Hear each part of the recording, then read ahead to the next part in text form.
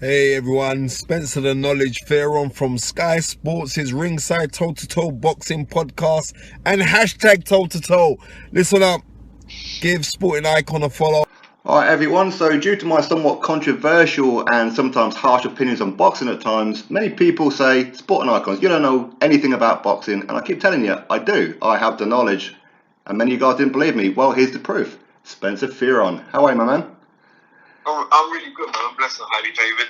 And even better for speaking to you, my friend. Excellent stuff. You enjoying the hot weather? Yeah, it's brilliant. It is. Yeah, it's really good. It is. And how's everything over there at Toe-to-Toe on Sky Sports?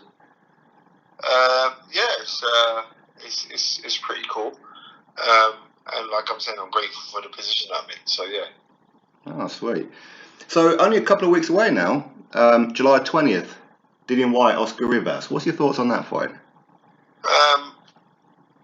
It's not an easy fight for Dylan because what Oscar Rivas brings to the table, he's had an extensive amateur career. He's short squat, he's tough, he's got good high work rate. And if I'm judging it off of the performance that Derek Chisora put in, the Derek Chisora performance that Dylan put in, then we could be looking at a potential banana skin. Mm. But when you know someone like Dillian Whyte, he's very astute to learning, and he's a constant learner. And because of that, and certain times he's been learning on the job, but now he's had back-to-back very, very tough fights. If you just look at it, the Derek Chisora fight just the other day was a hard fight. Jose Parker was a hard fight. On paper, Lucas Brown looked like a hard fight, and I think mentally it could have been hard because he's going in with a former WBA world champion, and he came out successful in that fight as well. He looked very, very impressive in that fight. The Hellenius fight was a hard fight, so Dylan's had to learn on the job. Yeah. And as he's learned on the job, he's improved. And because he's improved, then I would give him the edge, maybe for a late stoppage, maybe kind of similar scenario to his Derek Chisora fight. And between 9 and 11, put out something. But if not, that doesn't happen, then I've definitely got him winning on points. Yeah, I can totally agree with all that. I mean, for me, I've had Dylan on the channel several times, and we always talk about how every time he fights, it seems to be a different Dillian Whyte that turns up. Well, it depends on the style. And one thing that I give Dylan, you can actually speak boxing with Dylan, and it's not. If you say, then I'll throw my jab, and then from my jab, I'm trying to tilt and throw the left uppercut round to the hip, then try and bring it from the hip up to the head. He actually does study boxing. I like the fact that, I don't know if you watched this week's hashtag Toe-to-Toe, Dean Whyte was on the show, Dylan's brother, and lots of people think, what does he know about boxing? He doesn't, but he doesn't know because he wasn't a participant of boxing. Mm-hmm. But in saying that, he does understand the science behind it. So, and he's constantly trying to learn. And the two of them sit down and they watch fights together, and they're looking at what guys do wrongly. And because he's got that in his arsenal, he can go away and work with things with Mark Tibbs, and he'll get the success from it. And I like the fact that he's got that, because I think he's got something that Andy Joshua hasn't got. Because Andy Joshua's mates don't sit down and watch boxing with him. Mm. Don't see, he's doing this wrong or doing that. Do you get what I'm trying to say to you? Yeah. So, and that kind of comes out in his performances of fights.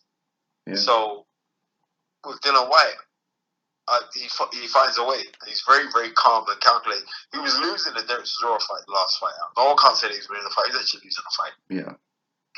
But the way how he just kept calm, because he knew eventually he was going to catch him, and to have that belief and that confidence in your ability, that shows measures, man. So he knows, I'm going to get this guy soon. So I rate everything that Dillian Whyte's doing, and I can see him coming out victorious, even though the fight is a potential banana skin because he's not dealing with a muppet. He's in a really good fight. But what else does he have to do? Dillian Whyte have to do to get a world title shot? That was my next point, because you and me, we agree on something in the sense of with Dillian Whyte and Deontay Wilder, where we do actually give Dillian Whyte a very good chance of defeating Deontay Wilder. I give Dillian a good chance to beat anybody. Yeah. Right, all the top guys in the division, Dillian Whyte will give anybody a run, and Dillian Whyte could potentially beat any one of them, including Tyson Fury, who I think is an excellent ring general. Excellent. He's got incredible skills. But I would say that Dillian Whyte can give anybody a run. Yeah. And potentially beat anybody. No, I agree with you. I totally agree. But what do you make of the whole WBC situation? I know they're going through some kind of resolution right now, which apparently they have agreed to it. They're waiting for the paperwork. Do you know anything about it? I don't. And it's like, I'm not even going to listen to anything that comes out of their mouth. What's it? It's been 600 and how many days now that Dillian Whyte has been ranked number one, but yeah, hasn't got a shot at the world title. And I think it's actually ludicrous. But what I have noticed is since that happened, since the defeat of Anthony Joshua, it's like there's been a massive push on Dillian Whyte. Like, come on, Dill, you can do it now. It's like before people saying, yeah, come on, Dill, yeah. But they were saying it, but there was reluctancy in them saying, come on, Dill, we need to push. You know, as soon as Anthony Joshua loses, oh, Dillian Whyte, come on. I think it's so petty, and I know Dillian's not no mug, so he sees what it's all about. You know what I mean? He sees what it's all about. So yeah, the game is the game. That's the thing. I mean, because you're a true boxing historian, have you ever known anybody to be 600 plus days as number one and not got a world title shot? I haven't got a calculation of the dates, but the last time something very similar to that happened, where he was being studiously avoided, was actually. Yeah, it was Sonny Liston. Sonny Liston was a top-ranked contender from 3 years, 1957. He made real big waves in 58 and 59 when he beat Cleveland Williams, and they fought twice. And Costamato, the legendary trainer of Mike Tyson, who was also trained Floyd Patterson, didn't really want to give Sonny Liston a shot, because in the back of his mind he knew what was going to happen. So, difference is now, I don't think that Deontay Wilder is actually afraid of Dillian Whyte. I just think the politics there is that just in case something was to go wrong, you've got two British guys with legitimate alphabet boy belts. Yeah. I don't think Deontay Wilder's scared of Dillian Whyte. I think the politics behind it is like, we don't really need him no more because he's a bit of a nightmare. But I know for a fact that Dillian Whyte will give anybody a run. No, I totally agree. I mean, I've been given like a couple of warnings because I said that, in my opinion, and it's always just an opinion, that the WBC and the PBC have too much of a close relationship. Yeah, but that's always been the way. You've always got governing bodies, and well, you say that WBC used to have a very, very close relationship with Don King, right? That's right. Yeah. The IBF had a close relationship with Don King and Bob Arum. So it's like the people will stir their ways how they want to stir their ways. You know what I mean? So me complaining about PBC and their close relationship that PBC have got numerous fighters. They've got Keith Fearon and Manny Pacquiao. One is the super champ, and the other guy is the regular champ. Yeah. Right? That's the WBA. They ended up, and now subsequently they're fighting each other. So, you know, you got Sean Porter, who's the WBC champion right now, who's now going to be fighting the IBF. The IBF champion Errol Spence, which is a really good fight. So it's not like, the PBC are too close. No, they ain't too close. PBC are doing their job. If I was being promoted as a fighter and I knew like somebody had a strong affiliate with a world governing body, I want to be with that people. I want to be with them. Yeah, that is true, because with maybe for the WBO, they seem to have a good relationship with Frank Warren and Bob Arum. So I suppose, the WBO have always had a good relationship with Frank Warren.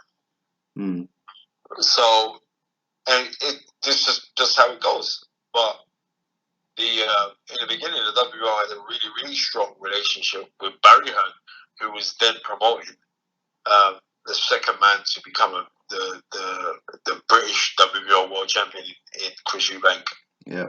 In Chris Eubank Senior. So everything's all about relationships. Mm. I mean, unfortunately, you know what I mean? Us true folks want to see the best fight the best, and that's what I want to see. And for someone like Dillian Whyte, it does pain me to keep on talking about it. I've just got sick and tired about calling his name. Because I've been on this campaign for a little while with Dillian Whyte, right? This is bullshit. Needs to construct, right?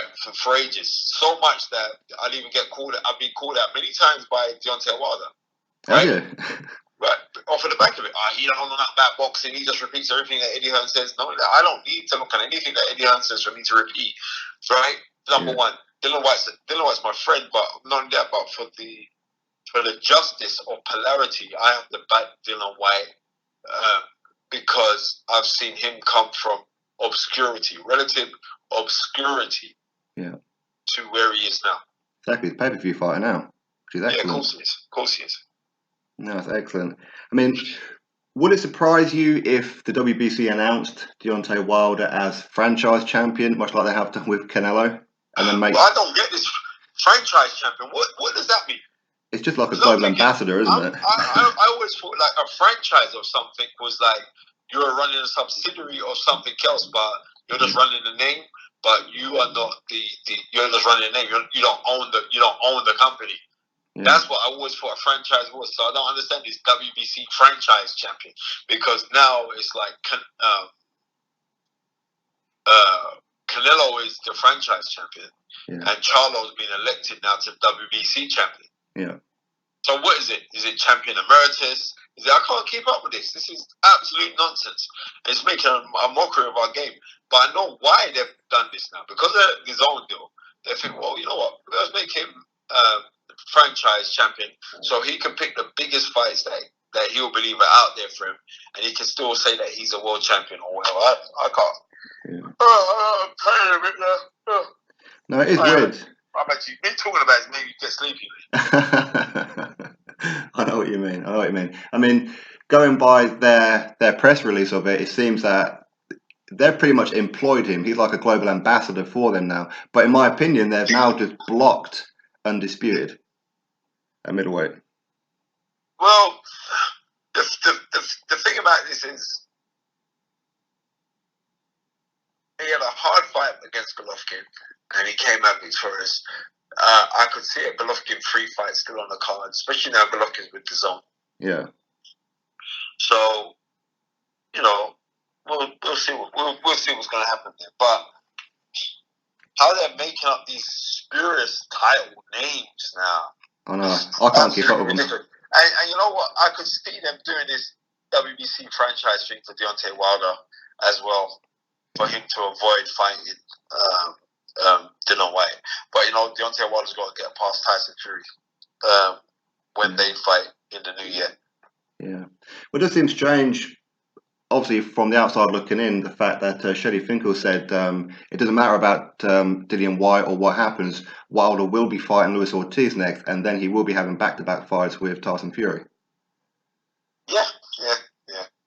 So you know, like I'm saying to you, my heart goes out for Dillian Whyte, and I think it's good that Eddie has finally taken it onto himself to administer the challenge to try and get him a world title shot. Yeah. Maybe it's because Andy Joshua lost now. So, you hit right, exactly.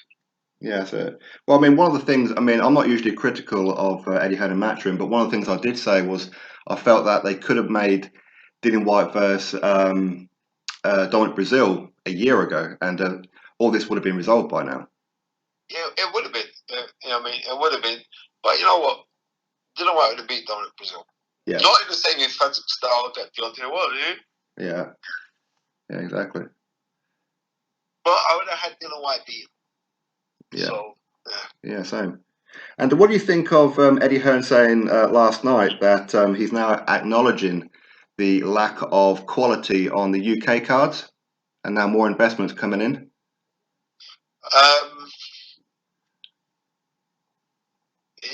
Eddie Hearn is no idiot, right? He's a very intelligent, bright young man. Yeah.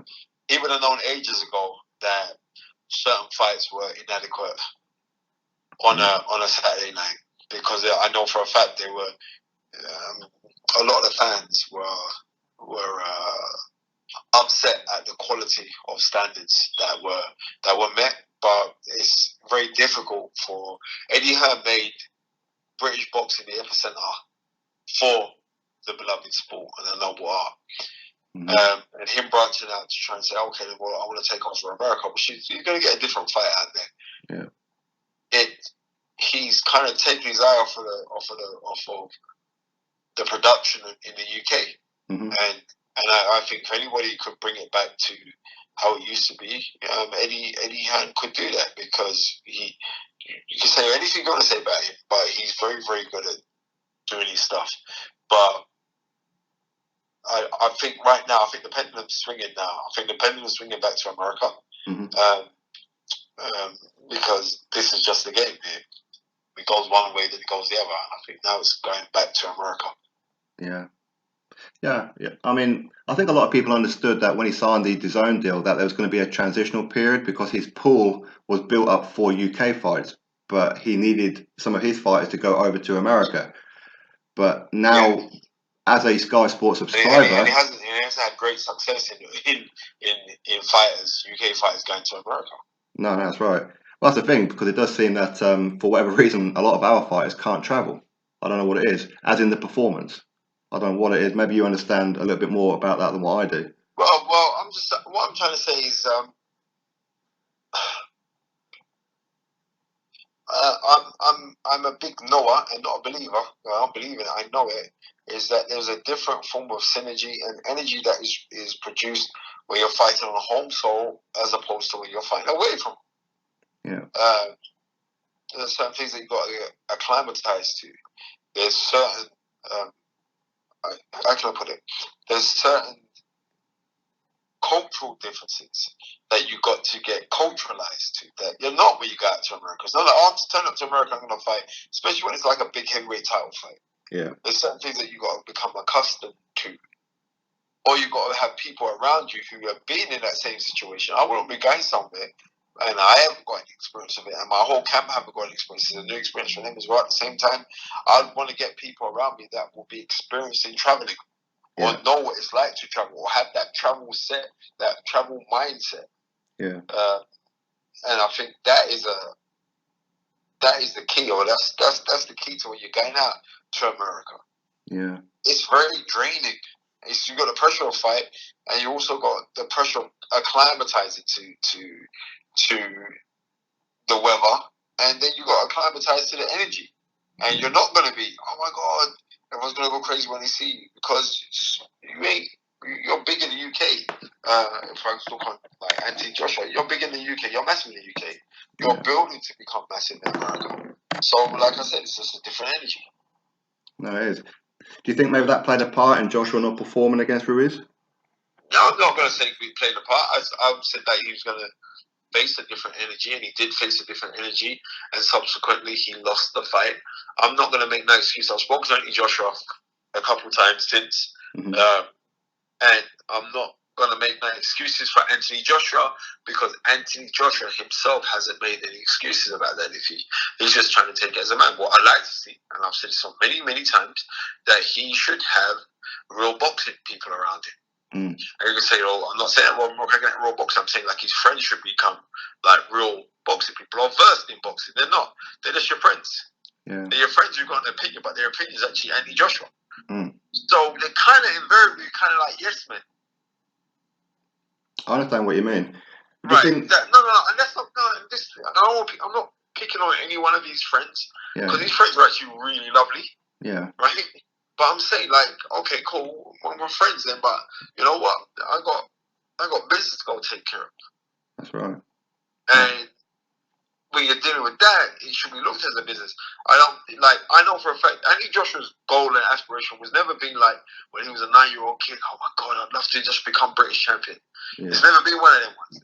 It's like Nigel Benn's and aspiration was like, oh yeah, if I just won the Southern Era title, I'll be chuffed with it. Jamaican, a Southern Era champion, and have a RA escort parked outside of my terrace house, I'd have made it. That's how Nigel Benn used to think, right? Yeah. But because he had that dream from when he went into boxing, like, yeah, I could go and do this, and these are right. Andy Joshua's aspiration was to become a millionaire. Yeah. He's done that. Yeah. Right? He's done it. He's done it. What did he make last year? Last year he made £56 million. Yeah. Just from fighting. So you've done that. Right. And we're not talking about the Klitschko fights and the fights before then. So you've made a lot of money. Yeah. Right? Well, your aspiration should be because you're aiming for greatness. That's right.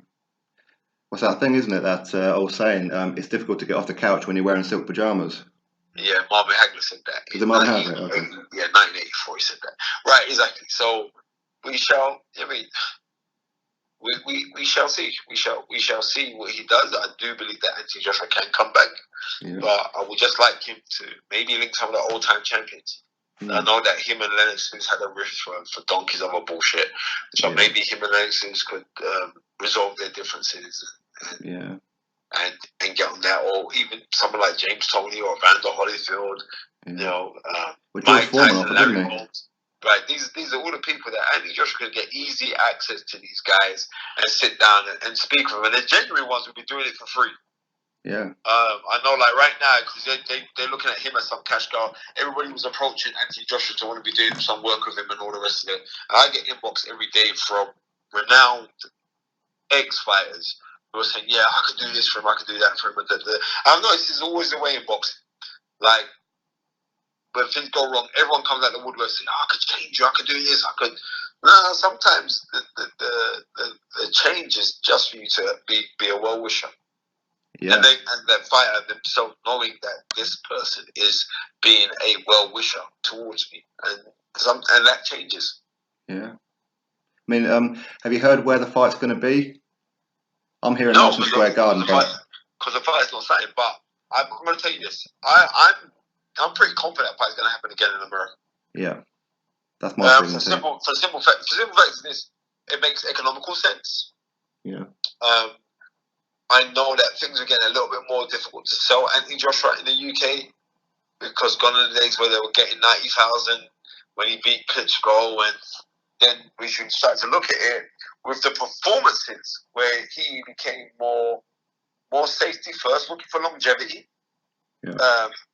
I think the appeal started to drip and drop off for him, where he was still selling this Wembley, but he was getting like the 77,000s and stuff, but not like 90,000s of the Klitschko fight. Yeah. So I think with Anthony Joshua now,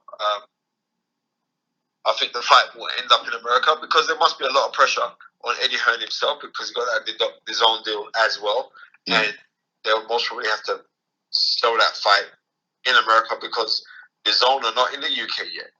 Yeah. So he's most probably going to have to appease them, and because of that, because in America, no one's not getting up at whatever clock in the morning to watch fights. That's right. That's right. Or sorry, the early daytime. No one's not going to be watching a world title fights at 4 o'clock in the afternoon. It's not going to happen. No, that's right. I mean, do you think that now Joshua's taken that loss and all going well, of course, touch wood, he gets the win in the rematch. Do you think that now, maybe from Joshua's side and Wilder's side and Fury's side, that these guys will be more willing to fight each other now for whatever reasons? Well, what do you mean these guys are more willing to fight? Here was Tyson Fury, who came out of recess to 2 fights against also random nobodies. You wouldn't even hire those guys for sparring, and went straight in there with Deontay Wilder. So we can't say, well, will it be more inclined because Anthony Joshua's lost?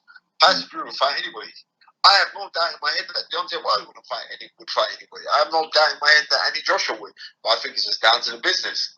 And when it comes to the business, there's an old saying that there's tricks in trade and mechanics in business. Well, something mechanical isn't working while these guys haven't met. But I can't say that because Deontay Wilder and Tyson Fury have fought each other. Yeah. But that's what I mean. I mean, like the teams, because now one of them's taken a loss, maybe there'll be more confidence, for example, from Finkel, more confidence from Frank Warren, and now Eddie Hearn's like, right, let's make this fight. Something's got to happen, but I like I'm saying, I can't speak on behalf of anybody. Yeah. I just know what I like to see. I just like to see the best fight, the best. That's it. Yeah.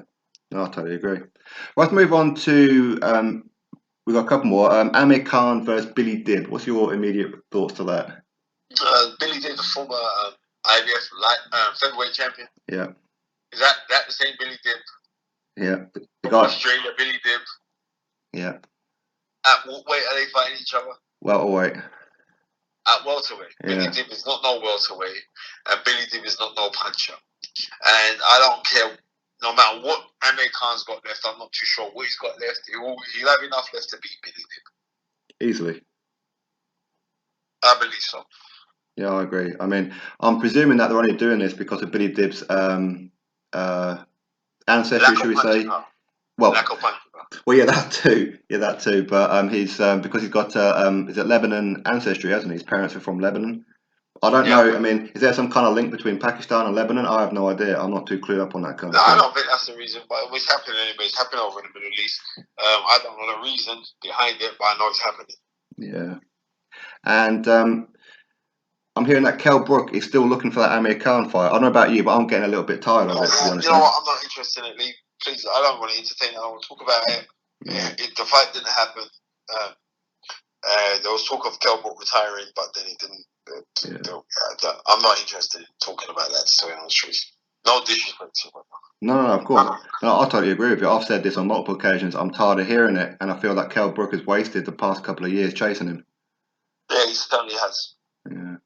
All right, so let's finish off with I did a video a few days ago where I really started to look into MTK. I know that you're part of this, which again I didn't realise until recently, and some of the things that I've noticed with MTK. Now, of course, you know historically about some of the backdoor shenanigans, all that kind of thing historically. And for a long time, I've been saying that maybe boxers need some form of protection, as in unionization or something like that. Now, I'm not saying that MTK is a union, but they can act almost along those kind of lines to protect fighters. I think what Sandra Vaughan, Bob Jordan has done with Tyson Fury, in him signing the $103 million deal, a deal that has never been done by a UK athlete in America. Yeah. Means to me that they must be doing something right. So I'm down for whoever's down. If I'm with something, then I'm with it. I'm not with it on the peripheral. I'm with it. Yeah. I run the foundation for MTK Global, but we're branching into other things like with music and stuff like that. So what I'm saying is they are being very, very incremental with the success of giving back to certain impoverished communities, not just in the UK but abroad as well. We've done something in Pakistan. We've done a lot of work in Bosnia. So as soon as you start looking into MTK, there's all going to be some different backstories and this and blah. I don't know nothing about that. What I do know is that the people that I'm surrounded with at MTK Global will treat me as family, and I reciprocate the way that I've been treated. Yeah. And I would say to any young fighter of talented ilk,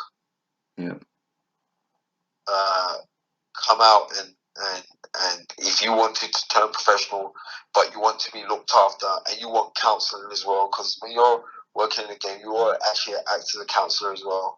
Yeah. That it is so important to come and talk to MTK Global.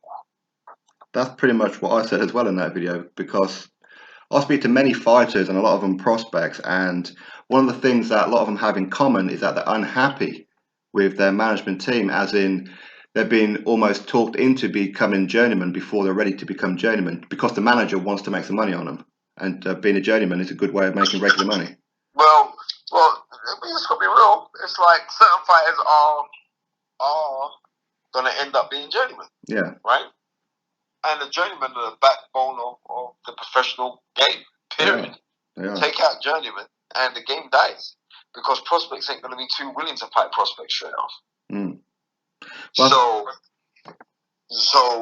I'm just telling you I'm speaking from a position that I promote it, and I've been saying many a night, and cards being saved when journeymen are popped in when certain fighters are pulled out.